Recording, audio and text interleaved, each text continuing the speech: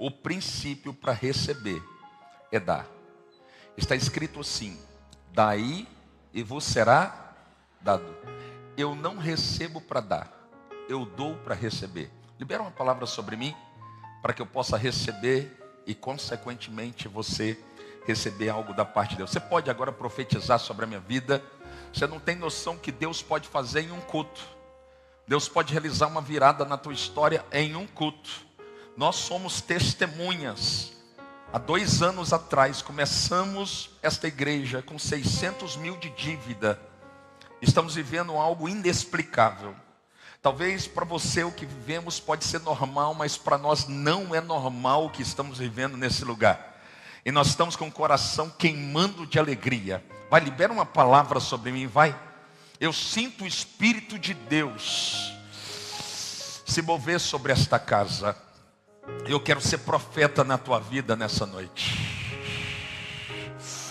Ai, ai, ai, Espírito Santo, vem sobre esse lugar.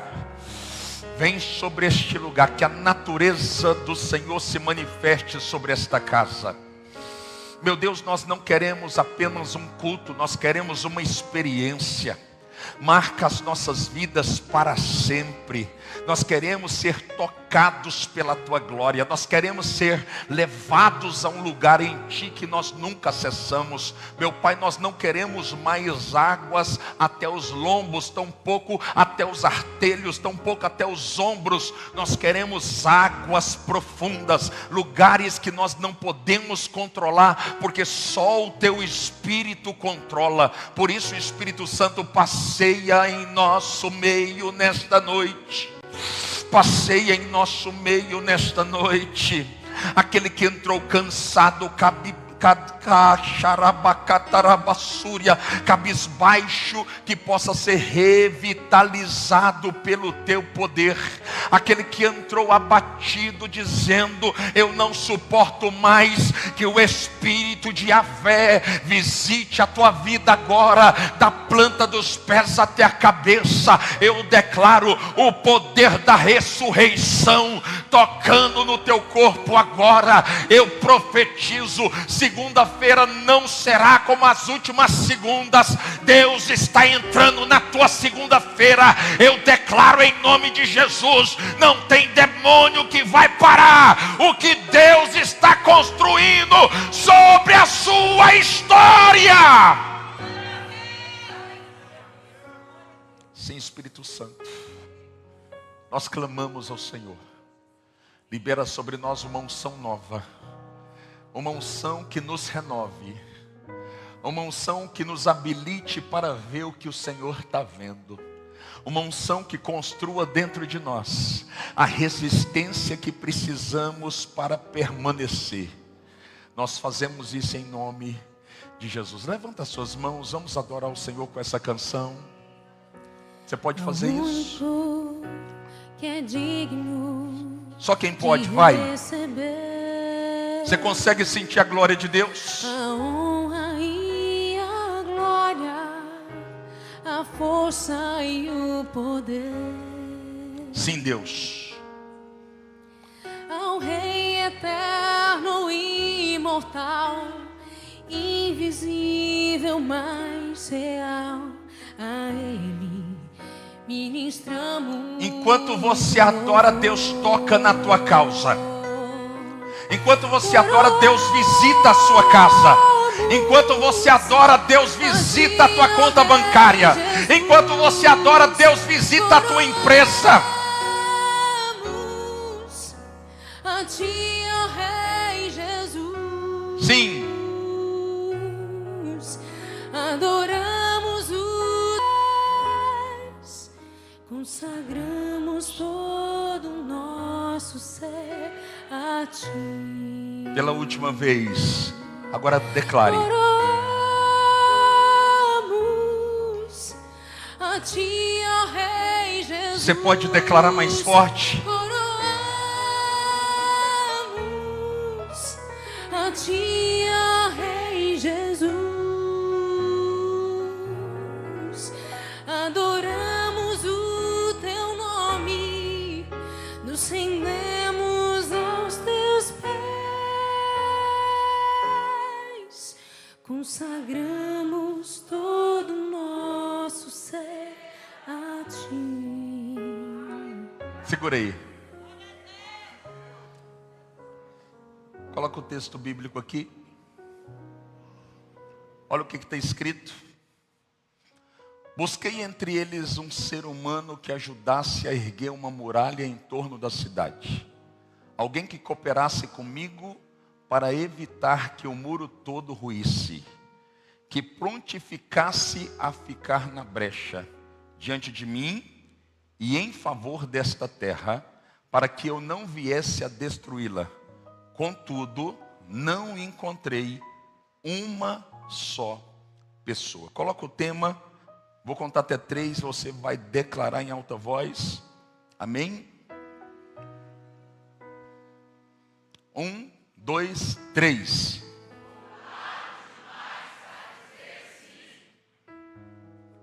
Quem está aqui?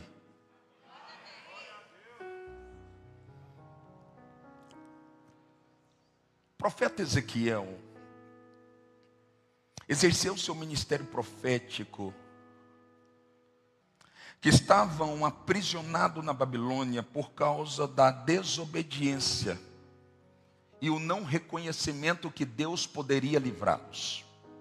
No capítulo 3 de Ezequiel, de forma específica, quando Deus levanta Ezequiel como profeta, Deus libera sobre ele um peso da parte dele. Deus libera uma palavra extremamente dura a Ezequiel, dizendo assim: a todos que eu te mandar falar sobre o pecado, fale. Se tu não falares, e esta alma for recolhida, e aquela transgressão, ela não for corrigida, eu imputarei justiça desta alma a você. Porém, se tu falares e esta alma não se arrependeres, eu vou requerer da própria alma a responsabilidade. No capítulo 22 de Ezequiel, observando a palavra de Deus, Judá está vivendo um dos momentos mais tensos, um dos momentos mais caóticos da sua história. Até porque havia uma crise que atingia toda a geografia de Judá. Quando observamos esse contexto, percebemos que o Senhor, Ele começa a se mover sobre a nação, a fim de encontrar alguém que pudesse representá-lo diante do povo. Olhe para mim. O texto bíblico diz que Deus, primeiramente, visita os palácios, até porque existiam 3 classes notáveis de pessoas específicas em Israel. Primeiro, os reis. Segundo, os profetas. E terceiro, os sacerdotes. Quando o Senhor começa a se mover, diz a Bíblia que Ele visita primeiro os palácios. Quando Ele visita os palácios, e ali Ele se depara com os reis e com os príncipes, Ele percebe que os reis e os príncipes estão com as suas mãos completamente manchadas de sangue, por causa da injustiça que era manifesta através das suas ações. O Senhor, Ele sai dos palácios e Ele se move até os templos. Diga comigo, templos. Quando Ele chega aos templos, Ele se depara com sacerdotes como eu. E Ele percebe que os sacerdotes, ao invés de serem fiéis a Deus, eles tinham se tornado fiéis à sua própria causa. Então o Senhor percebe que não pode usar os sacerdotes. Ele sai agora do templo e ele se move até as colinas. Diga comigo, colinas. Quando ele chega nas colinas, ele encontra os profetas. Ao se deparar com os profetas, ele chega à conclusão que os profetas, ao invés de estarem liberando palavras que nasceram na boca do Senhor, estão liberando palavras que nasceram em seus próprios corações. E por causa disso, eles não são dignos da confiança do Senhor. Então o Senhor, observando todo esse contexto, Ele percebe que Judá E está atravessando um momento tão caótico, mas tão caótico, que os filhos não obedeciam mais os pais. E os pais não tinham mais paciência para lidar com a desobediência dos seus filhos. O momento é tão tenso que não havia padrões de morais naquela época em Judá. O momento era tão caótico que a nação estava presa totalmente à idolatria. E a maldade havia se multiplicado de forma alavassadora. Então o Senhor, percebendo que não poderia contar, ele visita Ezequiel. E quando ele visita Ezequiel, Ezequiel faz o registro desse texto, apresentando para mim e para você aquilo que estava no coração de Deus, dizendo que Deus estava à procura de um homem que estivesse na brecha por causa dele e do seu povo, e não encontrou ninguém. Talvez você não compreende, mas o que Ezequiel está querendo dizer é que Deus estava à procura de alguém para liderar um movimento de arrependimento e de conversão. Quantos estão me entendendo? Diga glória a Deus. Alguns anos atrás, um homem que era conhecido na América como príncipe dos pregadores, o seu nome é Charles Spurgeon. Ele estava pregando em Chicago, numa noite como essa talvez, liberando uma palavra da parte do Senhor. E ele disse algo que mexe comigo. Ele disse assim: o mundo ainda não conheceu o que Deus pode fazer através da vida de um homem decidido a se sacrificar pelo Senhor. E ele disse em alta voz: o mundo ainda não conheceu o que Deus pode fazer através da vida de um homem que decidiu entregar a sua própria vida ao Senhor. Quando de repente alguém da plateia corre até o altar e diz: eu sou este homem, eu quero ser a resposta, eu quero ser braços do Senhor em Chicago. O seu nome era Dwight Limon.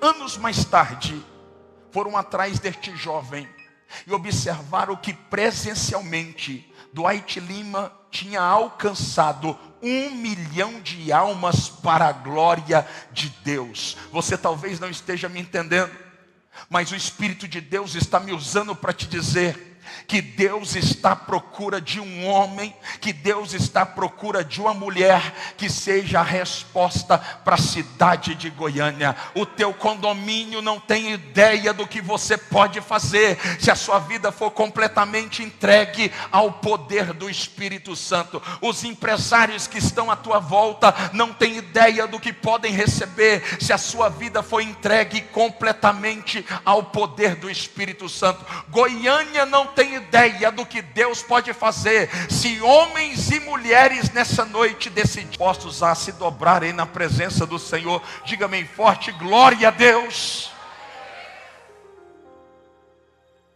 Existem 4 características que eu e você precisamos receber da parte do Senhor se quisermos revolucionar a cidade de Goiânia, e não por que dizer o estado de Goiás e a nação brasileira.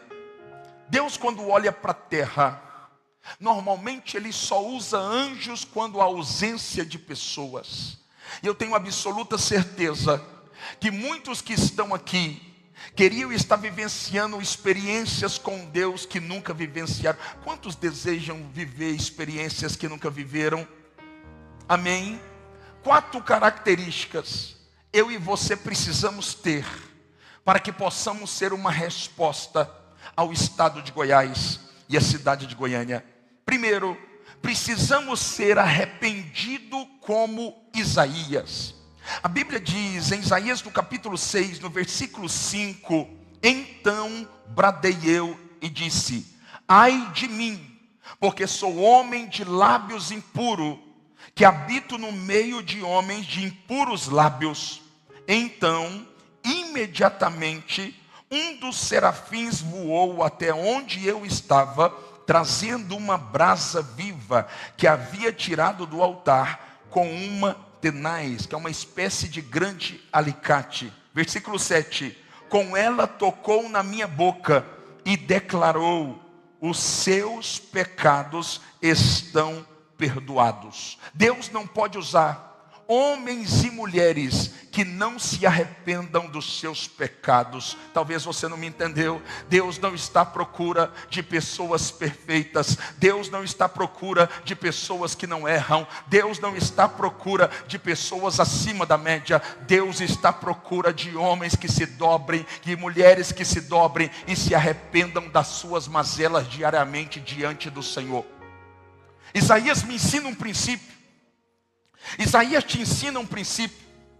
Diz o texto bíblico que Isaías, quando ele percebe a glória de Deus, ele diz: ai de mim, porque sou homem de lábios impuros, e habito no meio de homens de impuros lábios. Isaías está ensinando algo poderoso. Ele está dizendo: Deus, o Senhor não pode contar comigo, porque eu sou alguém que estou contaminado pelo pecado. Mas ao mesmo tempo, quando Isaías reconhece o seu pecado, a Bíblia pode liberar a cura sobre aquilo que eu não reconheço, que é uma doença que eu carrego. Se você não reconhecer a sua fragilidade, o Senhor não vai dispensar anjos com o propósito de lhe curar, com o propósito de te libertar, com o propósito de lhe salvar. O princípio do arrependimento é o reconhecimento. Por isso, se você quiser ser uma resposta na família que Deus te entregou, se você quiser ser uma resposta no condomínio que você mora, se você quiser ser uma resposta na empresa que o Senhor lhe confiou, aprenda um princípio de Isaías: é necessário se arrepender para que o Senhor possa te conduzir como uma resposta e uma boca profética por onde você andar. Quem está me entendendo, diga glória a Deus. Quando Isaías se arrepende, a primeira coisa que acontece, ele é convocado. Eu aprendo que ninguém pode ser convocado sem antes se arrepender. No versículo seguinte, no versículo 8, depois do arrependimento está escrito assim: em seguida, ouvi a voz do Eterno, dizendo assim: quem eu há de enviar, e quem irá por mim? Então prontamente respondi: eis-me aqui, envia-me a mim.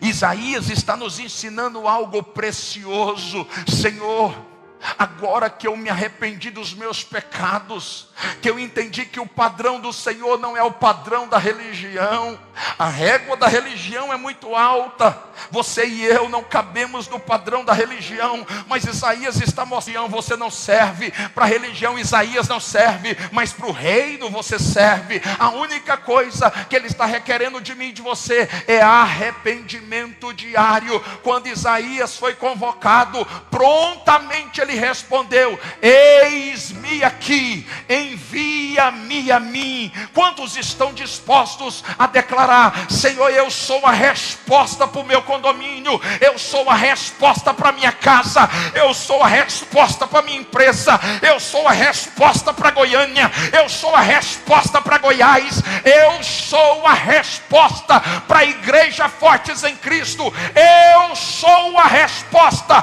Por isso prontamente eu estou dizendo: eis-me aqui. Todos estão aqui, podem dizer glória a Deus. Fala para quem está do outro lado: Deus chamou você com as suas falhas, com a sua limitação. Deus chamou você. Deus quer usar você. Fala assim: Deus não quer usar outro. Deus quer usar você do jeitinho que você é. Quem está aqui, diga amém. Arrependido como Isaías. Número 2, quebrantado como Jeremias. Deus não pode usar um homem ou uma mulher que não seja quebrantada. Eu não disse Deus não pode usar uma geração de gente quebrada. E eu não estou dizendo financeiramente, porque financeiramente é o resultado de alguém que quebrou emocionalmente. Quem está me entendendo, diga amém. Uma geração quebrada emocionalmente, uma geração quebrada espiritualmente. Deus não pode usar alguém quebrado. A procura dos céus é por alguém quebrantado, alguém que está disposto a chorar. Diz o texto bíblico que este homem entendeu esta verdade, que está escrita no Salmo 51, no versículo 17. Sacrifício agradável a Deus é o coração quebrantado e contrito, ao qual o Senhor não desprezará. Pastor, eu não entendi. A palavra quebrantado no hebraico significa catar. Da cara aqui é esmiuçar, é fazer virar pó, é anular, é descer do pedestal. Eu aprendo com Jeremias, eu aprendo com Ezequiel. Se eu quiser ser usado por Deus, eu preciso permitir que Ele me permita descer com o propósito de me fazer subir. Gente orgulhosa não pode ser uma resposta dentro da família. Ninguém suporta gente orgulhosa. Gente orgulhosa não permite acesso aos menores. Gente orgulhosa não glorifica a Deus. Gente orgulhosa não faz com que o nome do Senhor seja glorificado de forma coletiva e de forma plural. A Bíblia está dizendo que Deus está à procura de gente quebrantada como Jeremias. Em Jeremias 9:1 está escrito assim: quisera-lhes um manancial de lágrimas, eu prostraria e choraria a noite toda, o dia todo, por todos aqueles que morreram. Muitos morreram, mortos, e eu choraria por eles. Jeremias está dizendo: eu entendi o princípio. Eu não posso chorar apenas por aqueles que estão à minha volta. Isso é egocentrismo. Eu não posso chorar apenas por aqueles que estão debaixo do mesmo teto, aqueles que são da minha casa. Não, não, não. Ele está dizendo: se eu quiser ser uma resposta, eu preciso chorar por todos aqueles que sofrem à minha esquerda e à minha direita. Quantas pessoas estão sofrendo no teu condomínio? Quantas pessoas estão sofrendo no teu bairro? Quanta indiferença que nós carregamos.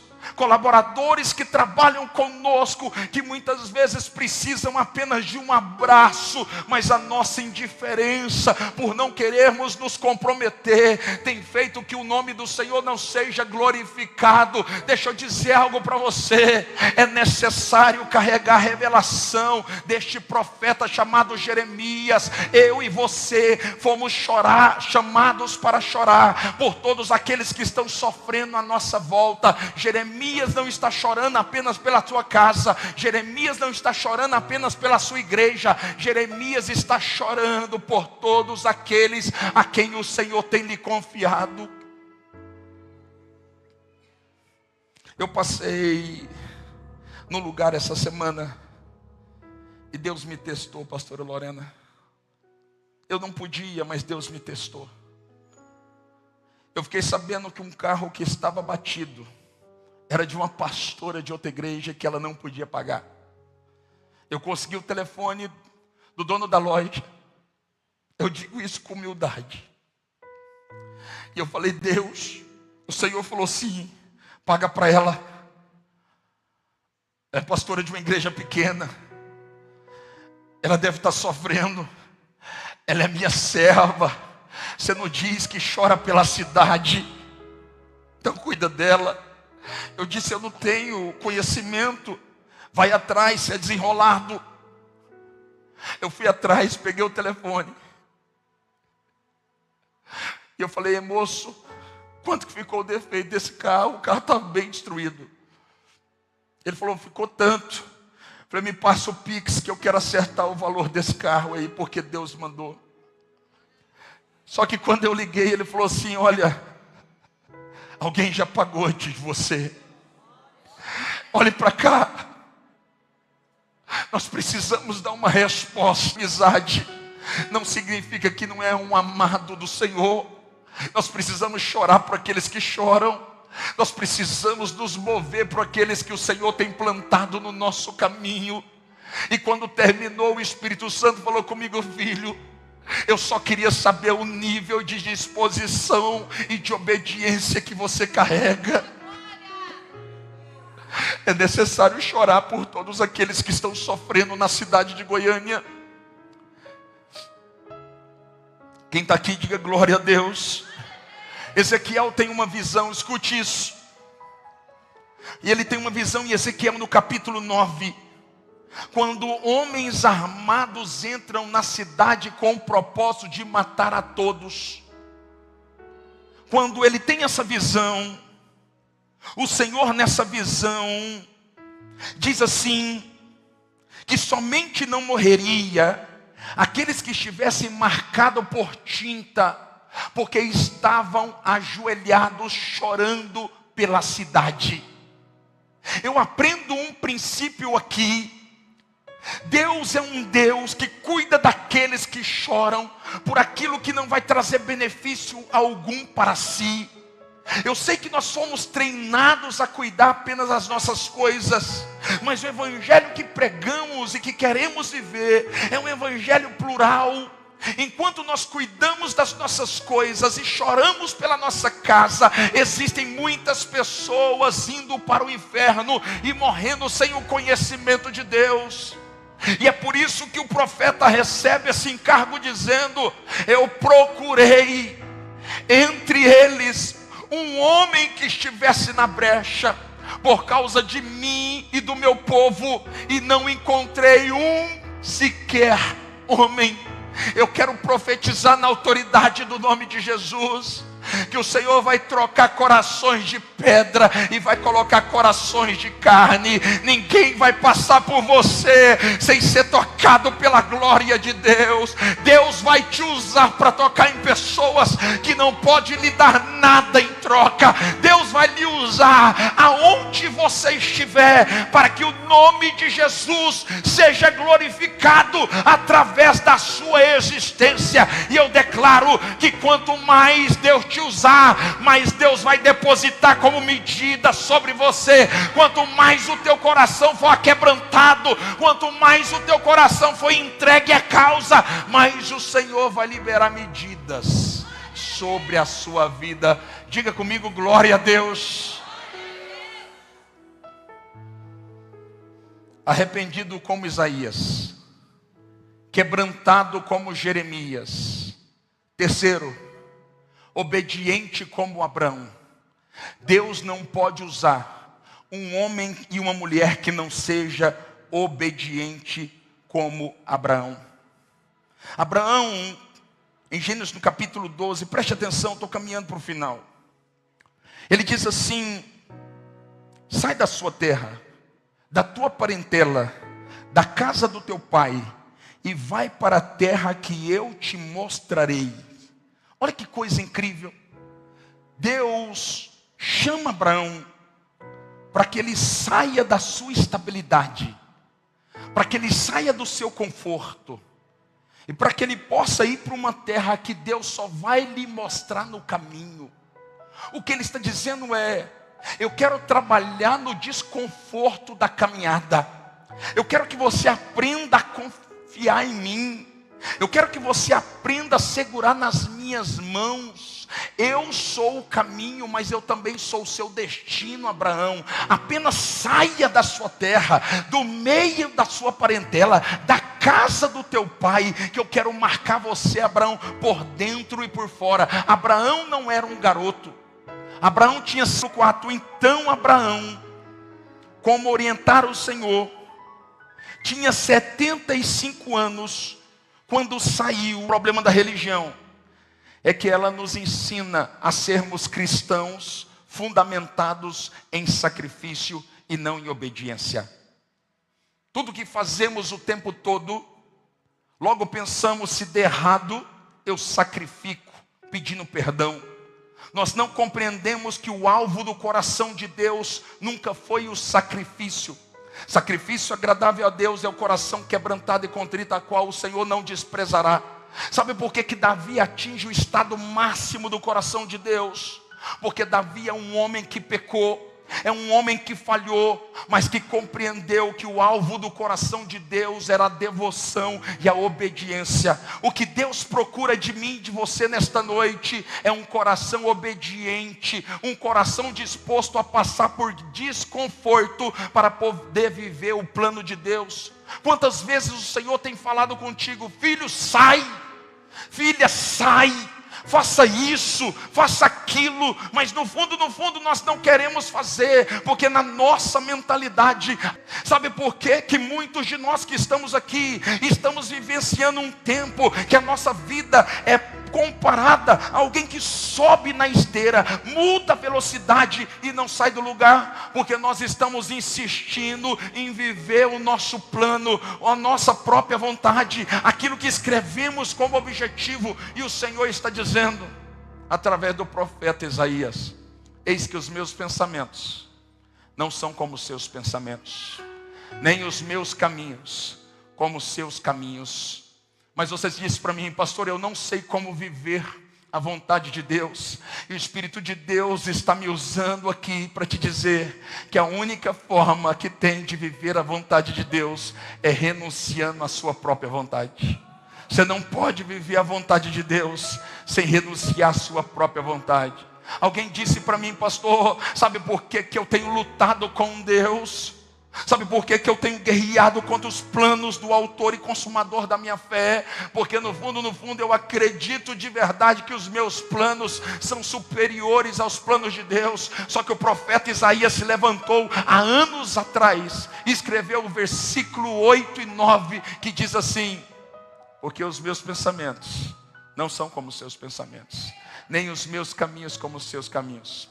Assim como os céus são mais altos do que a terra, os meus pensamentos são mais altos do que os seus pensamentos, e os meus caminhos mais altos do que os seus caminhos. O que o Senhor está dizendo através do Espírito Santo é: o teu plano não se compara ao meu, por isso renuncia a tua vontade, renuncia o teu plano, porque o meu plano é superior. Eis que os pensamentos que eu tenho a vosso respeito, diz o Senhor, são pensamentos de paz e não de mal, para vos dar o futuro que tanto desejais.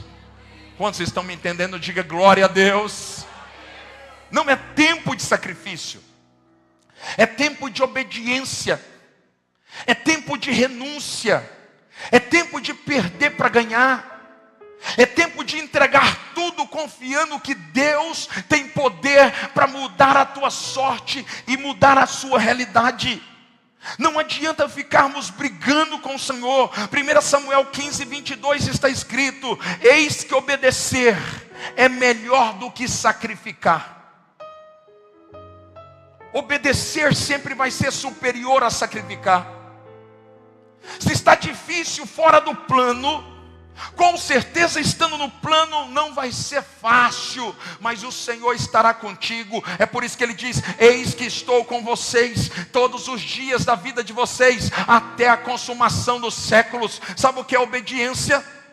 Obediência é entregar tudo, sabendo que Ele vai cuidar de todas as coisas. Obedecer é pisar sem chão. Obedecer é confiar cegamente. Fé é a certeza no meio da incerteza. Deixa eu dizer algo para você: fé não é um sentimento, fé é um espírito que foi plantado dentro de você. O Espírito de Deus está dizendo: está na hora de começar a confiar em Deus, está na hora de começar a confiar no Senhor como um plano. Os planos do Senhor só irão se cumprir na tua vida quando você aprender a confiar e deixar de sacrificar. Eu não estou dizendo que estabelecer propósito não é bom. Eu não estou dizendo que jejuar não é bom. O sacrifício do jejum é uma bênção. Eu comentei pela manhã que eu faço agora 20 anos ininterrupto de jejum.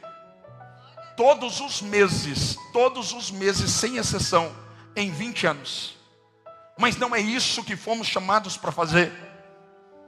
Eu não estou dizendo que propósito não é uma bênção, que jejum não é uma bênção, que sacrifício não é bênção. Eu estou dizendo que o grande alvo do coração de Deus é a obediência. É quando um filho decide de maneira obstinada a confiar na vontade do Pai. A vontade do Pai é boa, perfeita e agradável. A vontade do Pai é a vontade que vai prevalecer. Pastor, por que eu tenho que confiar em Deus? Me fale em uma única frase, porque Ele é o alfa, o início, mas também é o ômega, o final. Ele está no teu presente, mas também Ele está no final da tua história. Ele está dizendo: filho, eu irei adiante de ti, endireitarei os caminhos tortos, quebrarei as portas de bronze, despedaçarei as trancas de ferro, e vos darei os tesouros escondidos e as riquezas encobertas, para que saibas que eu sou o Senhor, o Deus de Israel, que te chama pelo teu nome.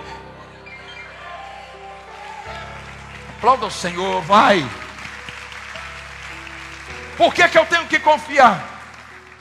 Porque aquele que vai na frente é o que sabe o caminho.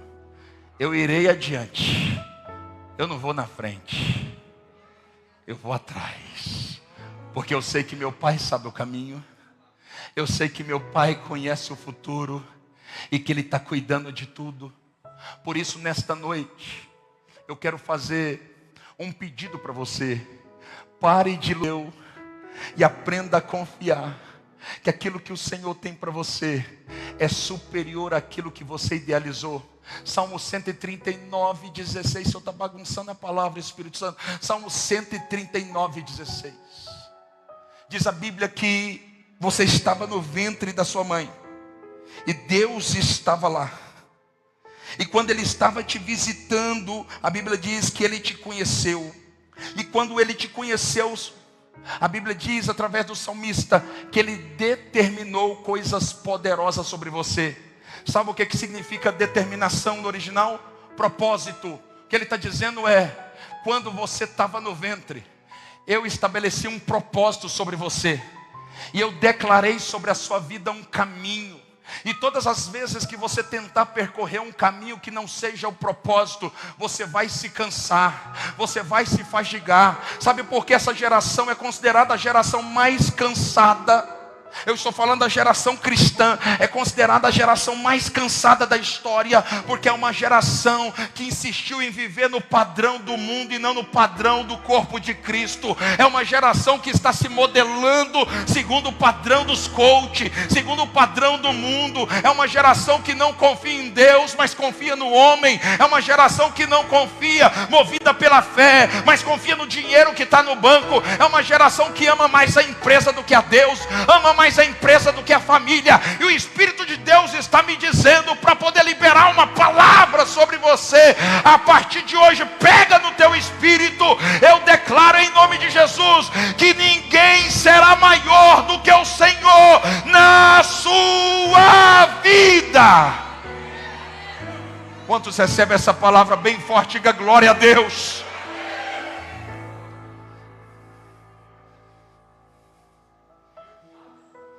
Deus está dizendo aqui, Deus está falando a alguém aqui: você nunca vai viver a sua melhor estação enquanto você não aprender e estiver disposto a ser envergonhado com Deus e a ser honrado com Deus.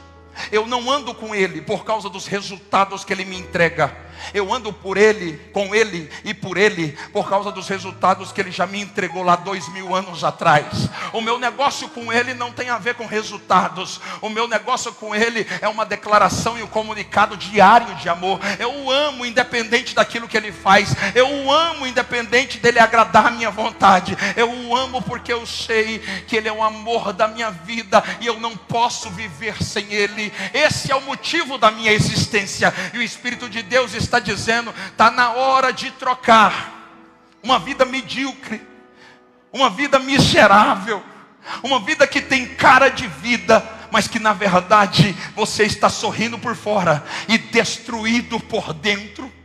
O Espírito de Deus está me usando para dizer para você: Sabe por que você está cansado? Porque você está em cima da esteira, querendo andar na velocidade do homem, na velocidade daquilo que o mercado está impondo. Mas o Espírito Santo está falando: não, eu tenho uma outra rota para você, eu tenho um outro plano para você. Os meus planos sobre você são planos maiores. Você não vai andar na velocidade do homem, você vai andar na velocidade do eterno. O seu Pai é o eterno. 2 Pedro 3,8: um dia para Deus são como 1000 anos. 1000 anos para Deus é como um dia. Dentro da cronologia, um dia tem 24 horas.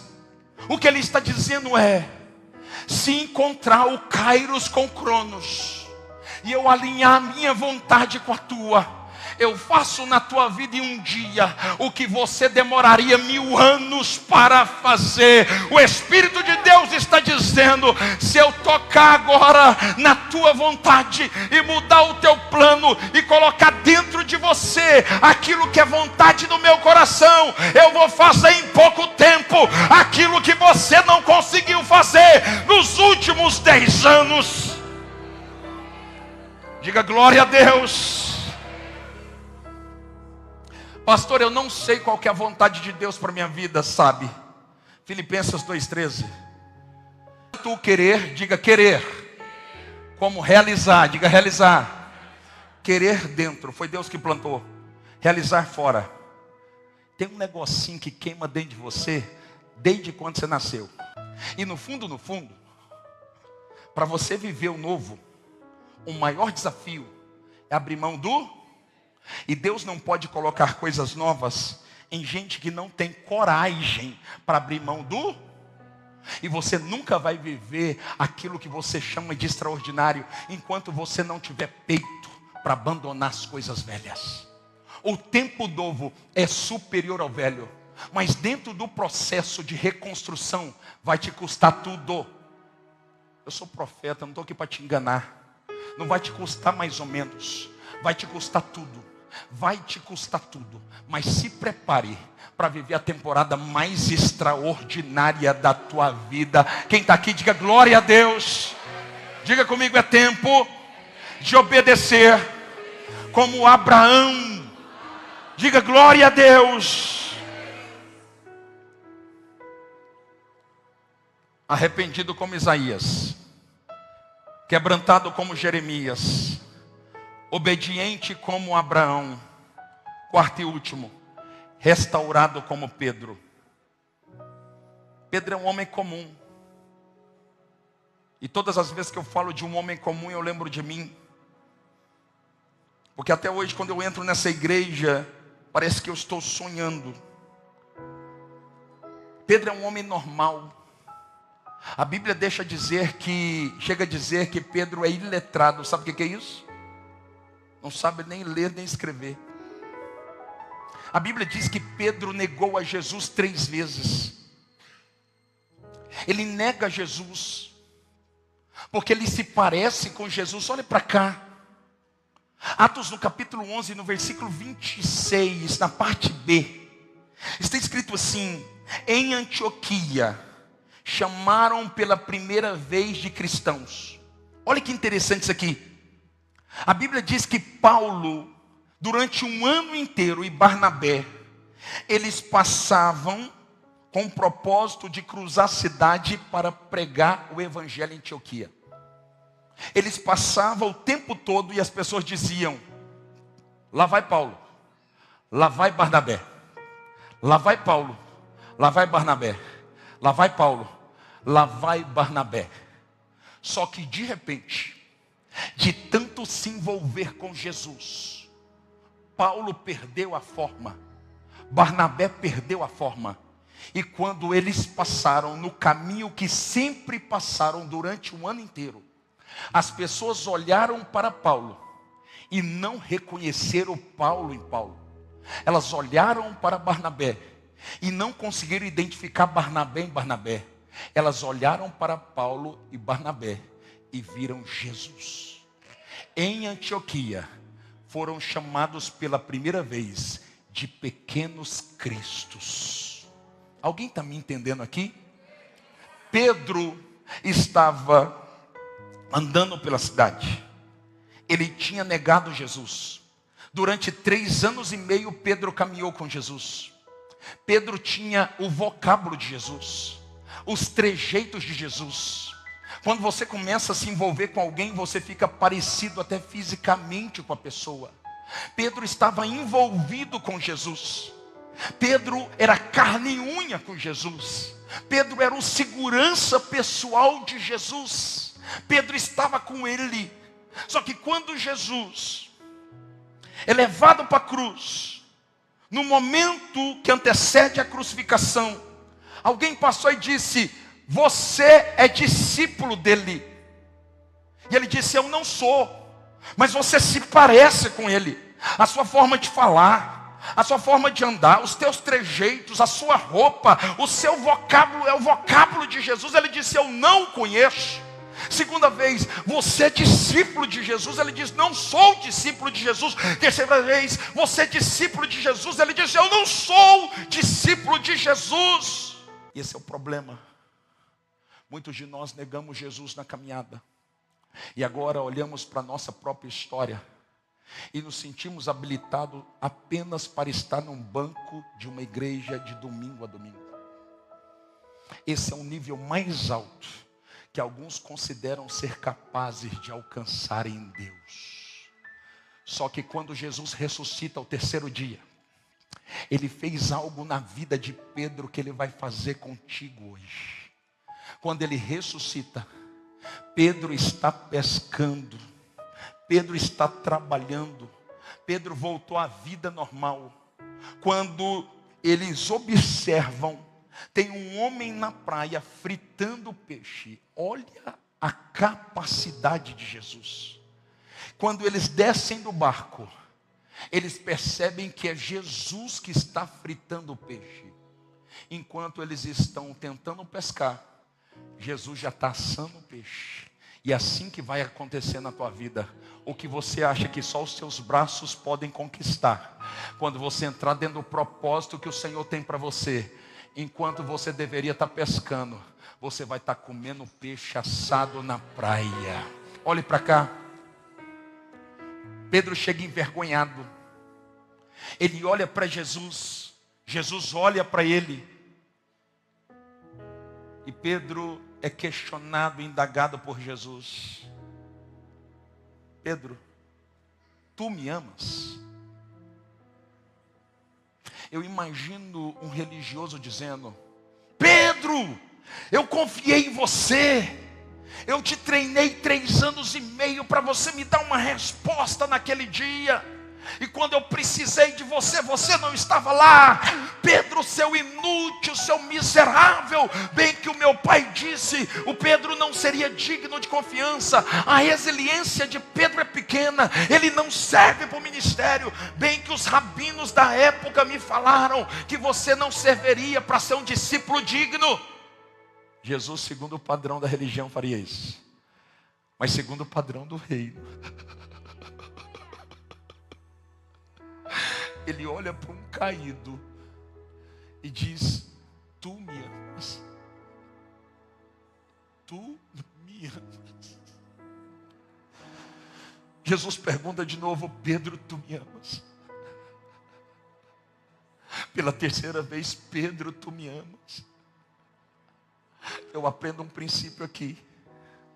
Para cada queda, Deus tem um perdão. Deus estava ressignificando a mente de Pedro, dizendo: você caiu porque você é homem, você caiu porque você é pequeno, você caiu porque você é falho. Por mais que você desistiu de você, Pedro, eu quero dizer, eu não abro mão de você, eu não desisto de você. E o poder da ressignificação gerou restauração, porque Deus não pode usar alguém que não esteja restaurado na sua presença. E eu vim aqui para te dizer que acabou o tempo de nada fazer pelo reino de Deus. Acabou o tempo de ficar se julgando pequeno demais. Eu não sei falar, então abraça. Eu não sei levar ninguém para a igreja porque eu não tenho carro, pago Uber. Eu não sei me mover pelo evangelho. Faz alguma coisa, mas dedique a sua adoração, dedique o seu trabalho, dedique o seu serviço e seja uma resposta à cidade de Goiânia. O texto diz que após esse episódio de remissão e cura, a primeira coisa que acontece, um homem comum como eu, uma mulher comum como você, um homem letrado, ele se coloca perante 3.000 pessoas e fala ousadamente do amor que o curou. Ele não está falando daquilo que ele ouviu, ele está falando daquilo que ele sentiu. A marca que foi gerada pelo amor de Deus agora está sendo transferida para todos que estão ouvindo a voz de Pedro. E a Bíblia diz que naquele mesmo dia 3.000 pessoas foram alcançadas pelo amor de Deus, porque alguém que desistiu de si recebeu o amor de Deus que o curou. Isso não sei o que a religião fez com você. Eu não sei o que os líderes espirituais fizeram com você. Eu não sei qual foi o lugar da sua queda. Eu não sei se você adulterou. Eu não sei se você roubou. Eu não sei se você matou. Não me importa o que você fez. Eu queria dizer que o Deus que amou a Pedro e não reprovou a Pedro é o Deus que te ama nessa noite e que não reprova você.